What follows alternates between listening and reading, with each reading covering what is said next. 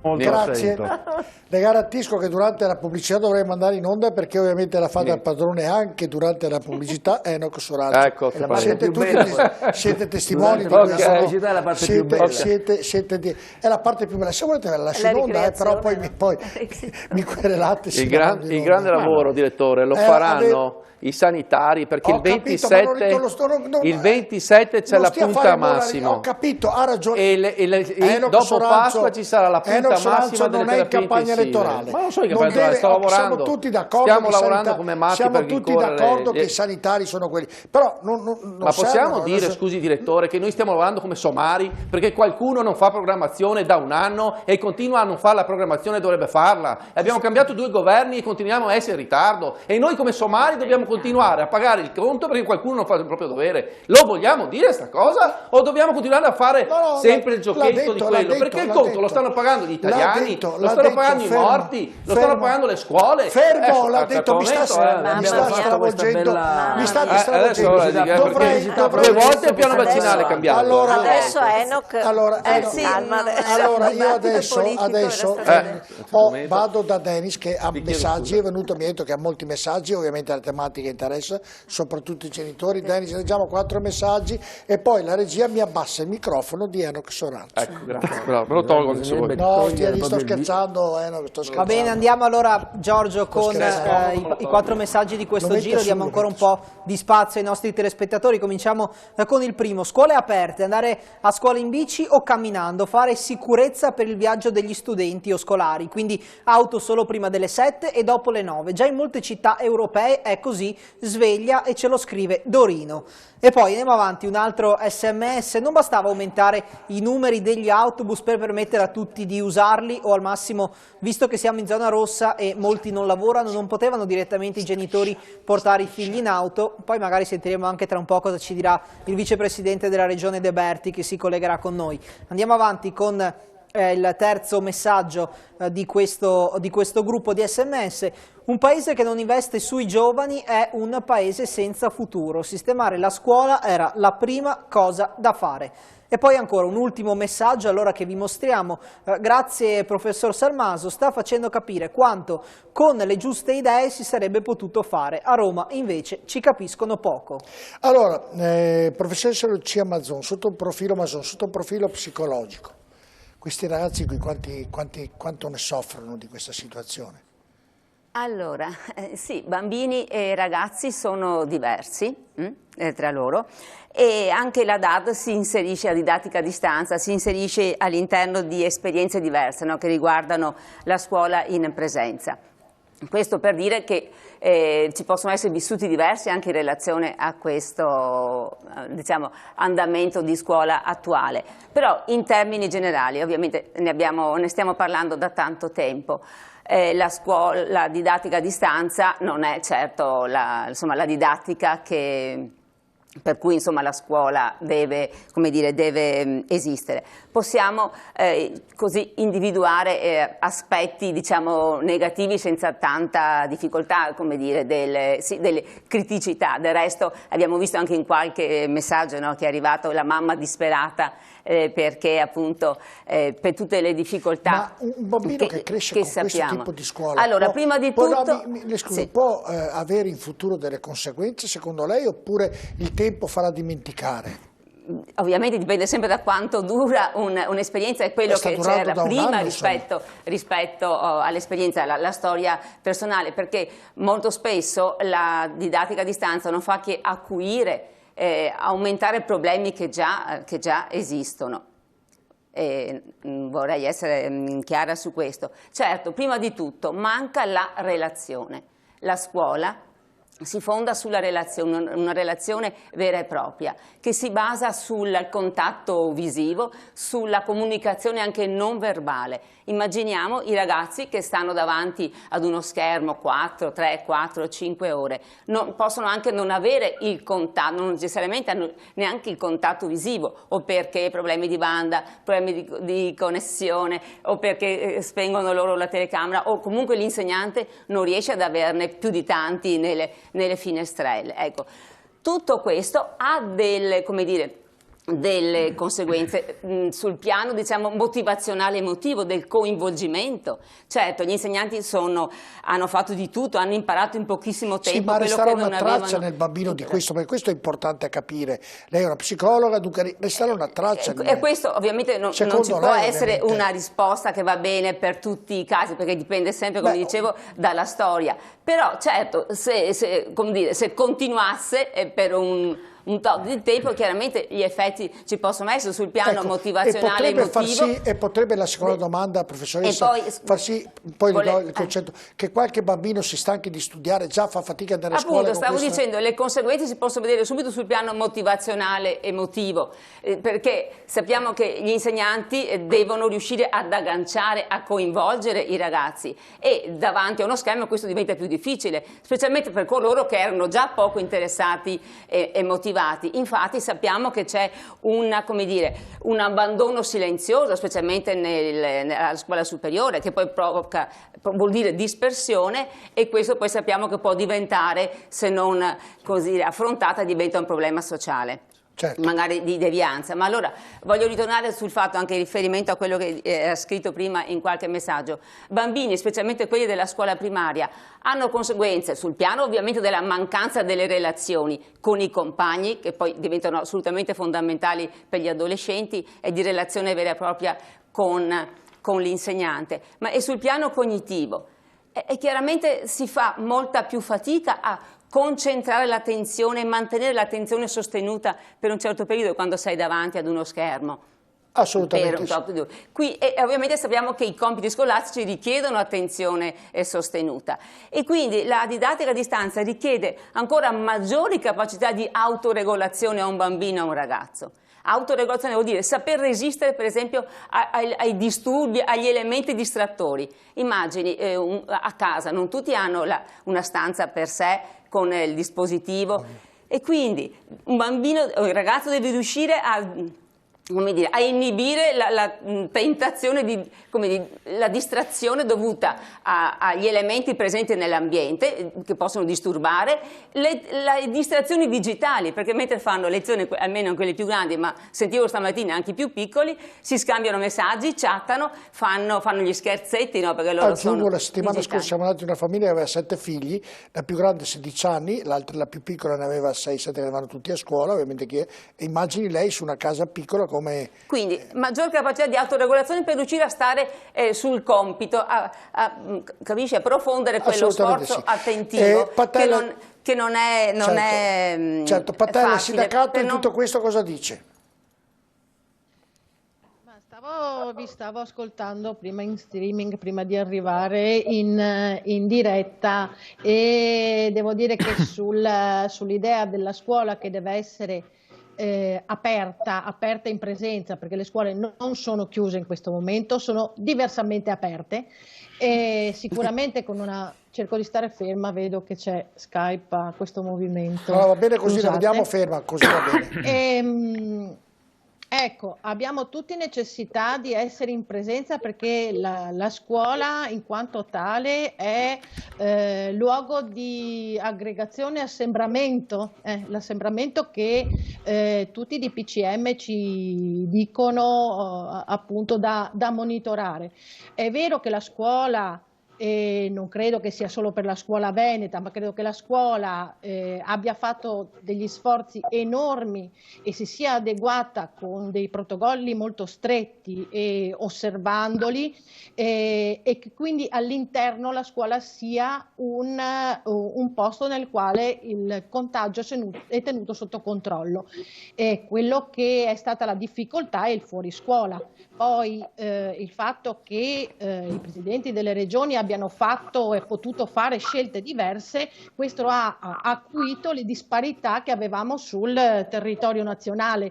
Ecco, sono emerse le difficoltà, come all'interno del gruppo classe i ragazzi che avevano meno possibilità, una volta si diceva che chi aveva accesso ai libri aveva maggiori possibilità degli altri, chi aveva le biblioteche in casa. In questo momento chi ha una difficoltà di connessione dovuta a un territorio territorio poco servito da questo punto di vista, ma questo vale anche per le scuole, perché in molti istituti, in molte scuole, nonostante gli sforzi fatti, il collegamento, la rete non regge comunque la DAD. Sì, ma Patella, le chiedo, secondo lei le scuole sono in sicurezza qui nella nostra regione o in Italia? Secondo lei si può andare a scuola ugualmente anche in zona rossa oppure no? Questa è la domanda che le faccio, diretta. Guardi, a risposta diretta dovremmo rinchiuderci tutti nelle scuole, quindi restare docenti e discenti dentro la scuola chiusi fino a termine della zona rossa, perché il problema è che poi si rientra tutti in famiglia e si rientra. E il problema non nasce nella scuola, ho già capito. No, se lei... Perfetto, in effetti così non ho capito, state chiaro. Poi un'altra cosa che vorrei dire... No, poi ce lo dice dopo, Patella ce lo dice dopo, perché andiamo a sentire la Donna Zan. Stamattina Denis è andato a Venezia, è andato a intervistare la Donna Zan, che è assessore all'istruzione della Regione Veneto, sentiamo cosa dice. Assessore, è passato praticamente un anno dallo scoppio dell'emergenza coronavirus, ecco, per il mondo della scuola che anno è stato? È stato un anno di grande capacità di affrontare il problema, di trasformarsi, di fare cose che non si erano mai fatte e non si era neanche preparati a fare.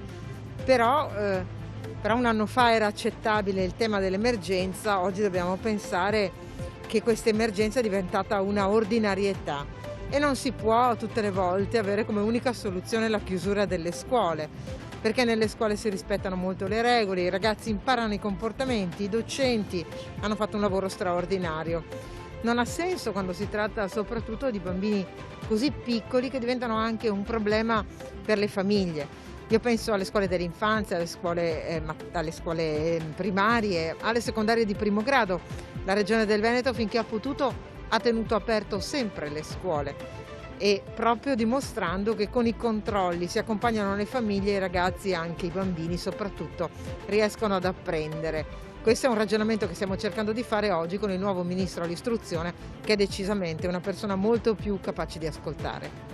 In Veneto le somministrazioni di vaccino agli insegnanti e al personale scolastico come proseguono? Stanno proseguendo molto bene, ovviamente noi rispettiamo il piano vaccinale nazionale e quindi le categorie sia di classi di età che le categorie a rischio sono state predefinite. Stiamo andando a sprombattuto perché evidentemente ogni vaccino utile va somministrato. In qualche territorio si registra della preoccupazione da parte dei docenti, ma questo è un tema che va affrontato sul piano, diciamo, personale, sul piano del convincimento. Noi però stiamo andando veramente senza sprecare nemmeno un vaccino per le scuole. Quando tutta questa emergenza sarà finita, la scuola da dove dovrà ripartire?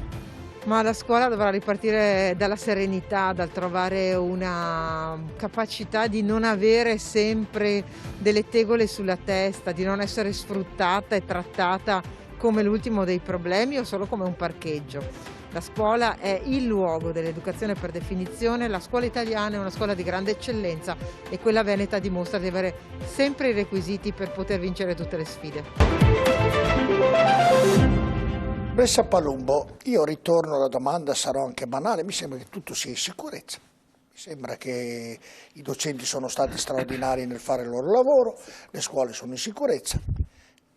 Il ministro dice l'assessore Donazzai è cambiato, questo è più bravo dell'altro, non ho dubbi per non verificare o non dire sì o no a questo, però le scuole sono chiuse ugualmente e i genitori sono arrabbiatissimi. Mi domando se tutta la parte politica, la parte istituzionale, la parte scolastica, dottoressa Palumbo, è d'accordo che si possono riaprire queste benedette scuole che, è inutile ricordarlo, sono importantissime per la crescita dei giovani, aiutano a essere, come diceva prima la professoressa Mason, a socializzare e tant'altro. Mi domando perché non vengono riaperte, questa è la domanda, se tutti sono in sicurezza. Cioè, noi stiamo qui parlando, gente importante, anzi dottoressa Palumbo le garantisco che durante la pubblicità qui all'interno di questo studio lei è una persona molto considerata per la sua bravura e quindi ripetutamente detto, e quindi mi domando perché non vengono riaperte se tutti sono d'accordo che queste scuole, nonostante la zona rossa, sono sicure per quanto riguarda la presenza degli alunni a scuola. Non riesco a capire questo passaggio, scusatemi, datemi una risposta perché i genitori vogliono sapere una risposta su questo. Oppure noi facciamo la trasmissione, abbiamo passato 2 ore assieme, ci siamo conosciuti, abbiamo parlato tanto per parlare, però il problema è che le scuole rimarranno chiuse, riapriranno, Cosa succederà? Spiegatemelo voi, perché non riesco a capire questo passaggio, dottoressa Palumbo. Ma il presidente Draghi mi pare che abbia detto una cosa chiaramente, cioè che vuole basare la riapertura delle scuole, forse, come è stato sottolineato, su dati certi. Il problema è proprio questo, non solo tanto la quantità di dati, perché i dati esistono sui contagi e anche quelli relativi alle scuole. La nostra regione li ha sempre avuti, me li ha sempre forniti, quindi li abbiamo. Il problema è l'interpretazione di questi dati rispetto alle misure che si vogliono prendere. Certo. È comunque chiaro che le misure che si basano comunque sui dati hanno comunque una valenza politica, questo non ce lo possiamo nascondere. C'è comunque nel decidere qual è l'equilibrio tra tutela del diritto all'istruzione, anzi esercizio di quel diritto, e tutela della salute, e comunque basandosi sui dati c'è un fattore politico di interpretazione e anche di responsabilità, chiaramente. Credo che tutto sommato ci si sia resi conto che con il DPCM che terminerà la sua efficacia il 6 aprile, forse si è esagerati nel chiudere appunto tutto il primo ciclo, e quindi adesso sostanzialmente mi sembra che tutto il mondo politico sia abbastanza uniforme, ecco, concorde nel dire riapriamo. Però quello che a me turba è che tutto questo avviene non chiarendo bene alla cittadinanza quali sono come dire, le valutazioni di carattere tecnico che stanno alla base di queste decisioni. Questo credo che... E chi dovrebbe dare il governo questi, giusto?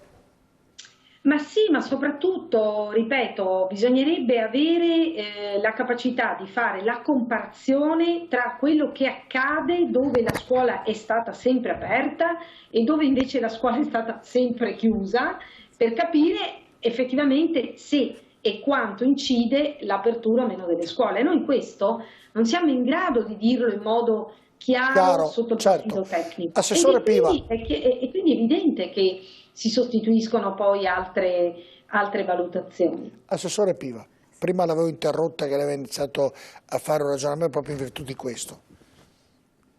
Ma io vorrei mettere sul tavolo delle cose che si devono leggere insieme. Cioè, quando noi abbiamo iniziato la scuola a settembre, dopo una grande fatica per poter aprire e sistemare le classi, diciamo che abbiamo visto che si poteva tenere aperto ed eravamo anche convinti che la cosa sarebbe andata sempre meglio. Se non che poi è ripartita la scuola anche superiore, diciamo, e a un certo punto è comparsa questa variante che ha un po' scombinato le carte, perché abbiamo visto come sono cresciute i contagi all'interno del Veneto, quanto velocemente, e non dimentichiamo che noi cerchiamo di mantenere la sicurezza il più possibile nelle scuole facendo... Sì, mi scusi però se sapeva, rifacciamo la cronaca, ridiciamo quello che sappiamo già. Io voglio sapere da voi quando si apriranno, se le scuole sono in sicurezza e quando riapriranno, questo voglio sapere da voi, perché la cronistoria, la variante inglese, tutte queste belle storie qui, sì, purtroppo le conosciamo, avete ragione, però la gente si chiede, riapriranno queste benedette scuole, i trasporti sono sicuri oppure sono quelli che creeranno più problemi? Ma niente è sicuro di per sé, perché tutto è legato assieme. I bambini poi vanno a casa, vanno dai nonni, anzi adesso che sono a casa da scuola, frequentano per forza i nonni chi li ha, perché dove li mettono questi bambini? Allora anche lì c'è diciamo un circolo vizioso, perché teniamo chiuse le scuole però mandiamo i bambini dai nonni perché ne abbiamo bisogno. Ma c'è anche il fatto da dire che quando riapriranno le scuole noi dovremo sicuramente tener conto che la scuola non è un'isola, a meno che i bambini e gli insegnanti rimangano là dentro. Assessore, la domanda è molto più semplice. Se dopo Pasqua le scuole verranno riaperte, sono in sicurezza? Questa è la domanda che le faccio. Perché ho capito che Il siamo a casa luogo da può nonno. essere sicuro, ma sì. il virus cammina sulle nostre Allora gambe. bisogna tenere chiuse. Allora, no, io non riesco a capire. Io sto più. dicendo questo. Cioè, stiamo vivendo un momento, abbiamo vissuto una punta così alta che si è dovuto interrompere la catena per cercare di abbassare un pochino la pressione del virus. Quando tra un po' sarà scesa la curva, sicuramente per me sarà il momento di riaprire le scuole, perché non sono la causa, ma diciamo che fa parte di tutto Benissimo, questo. io faccio per rompiscatole che non lo sono, credetemi, ma faccio la parte e io devo fare il rompiscatole perché tutti voi, siamo tutti d'accordo su quello che dite e io sono perfettamente d'accordo su quello che diceva 1 anno e mezzo fa il buon dottor Pipitone. Mi diceva, guardate, questa è una cosa seria, non scherziamoci, qui morirà tanta gente e quindi da lì ho preso anche tanta paura, quindi sono perfettamente d'accordo, però non capisco perché una gran parte dice le scuole vanno riaperte, se questo virus ha la variante, ha le difficoltà. De Berti, buonasera, grazie di essere con noi. Mettiamo Saluto tutte da le Buonasera. Le faccio subito una domanda brutale, ma sono pronti i trasporti per superare alla riapertura delle scuole? Vanno in sicurezza i ragazzi a scuola con tutto quello che avete fatto per quanto riguarda i trasporti oppure avranno ancora dei problemi? Non scherziamo, i trasporti con il nuovo anno e con l'apertura a febbraio si sono fatti trovare pronti e c'è stato un riscontro, vedo che annuisce la dottoressa Palumbo perché sa il lavoro immenso che è stato fatto negli ultimi mesi dell'anno, poi iniziato dalla sottoscritta con la Regione ma poi proseguito con i prefetti e credo insomma che sui trasporti assolutamente anche con la collaborazione del governo che ha stanziato le risorse ci ha permesso di poter dare attuazione ad un piano di ripartenza idoneo anche con l'assunzione di steward che hanno aiutato nella gestione dei flussi degli studenti sia per quanto riguarda l'arrivo a scuola che per quanto riguarda la ripartenza dopo è stato assolutamente importante. Senta, chiedo sia alla Palumbo che a Patella se possono rimanere che ho la pubblicità con noi, la cosa mi farebbe molto piacere. È un'ulteriore conferma, Pipitone, chiedo a tutti voi qui in studio, che anche i trasporti sono sicuri, mi domando trasporti sicuri, scuole sicure. Giustamente Non dice sono perché le scuole mondiali. sono Ma vi chiuse? chiedo perché, ma se lo chiedono i genitori perché, caro Pipitone, ma se lo chiedono loro che sono incazzati, mi scusi la parola, Io me lo chiedo. sono incazzati, mi hanno chiamato incazzati. Però una risposta ce l'ho Posso io. provare? Io la Ho la risposta pubblicità, ce l'ho. Salmaso, Sì. poi Però, vengo da lei. Vengo, dopo mi fa professore, dire vengo- due cose, perché Ne può dire, ragioniamo professore, in un mare di professore, ho la sicurezza. pubblicità, fermo. Io penso che ho la siamo in un mare pubblicità. di incertezza. No, durante la pubblicità lei può scatenarsi. No, io non parlo più.